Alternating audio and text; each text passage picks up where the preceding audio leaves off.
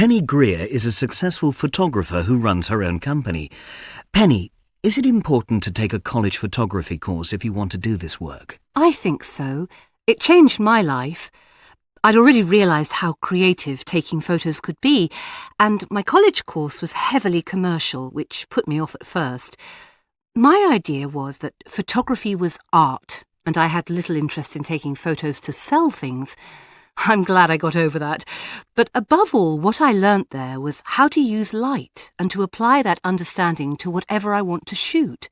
Once you get that, you lose the fear of making mistakes. What made you specialise in wedding photography? After college, I did some work for wedding photographers who had quite traditional ideas of how to express the character of the event. A wedding's an emotional day, and photography to me is an emotional process.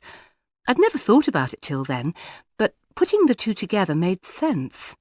I was keen to experiment with breaking the rules by being more a fly on the wall, catching what's happening without interfering. Then you set up your own company. How do you attract customers? I've advertised a lot in the past year and built a good website to showcase my work. I have print ads in a few wedding magazines and ads on their sites. The thing that's really worked is the postcard.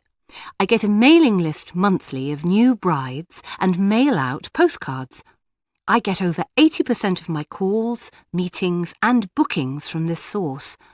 The ultimate goal is to get the majority of business through personal recommendation. How do you spend a typical working day? I'm usually stuck at my computer, mostly editing and working on the jobs I shot the previous weekend. While doing this, I also deal with phone calls and emails from interested customers and set up meetings. About 1/10 of my time's meeting clients and getting to know them, and only around 1/5 is actually shooting. The rest is working on the shots to prepare them for presentation. How do you get what you want in a wedding photo? Obviously, it has to capture the powerful emotion of the occasion. I find it's when everybody's comfortable because nothing's worrying them.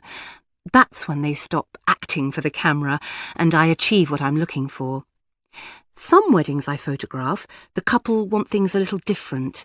They wear something unusual and their guests have to wear special clothes, so the photos turn out pretty bizarre. Those shots can be the most fun to take. What do you love best about your job? Now I have greater freedom to move in different directions. My decisions are trusted and I don't have to try and adapt to the various tastes of other people.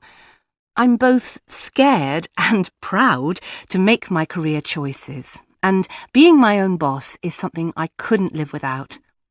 In the early days, it was fulfilling to be able to create and work on the shots from beginning to end, but now I'm hoping to take on an assistant to deal with certain parts of the process. What advice do you have for younger photographers? The more you shoot, the more you grow.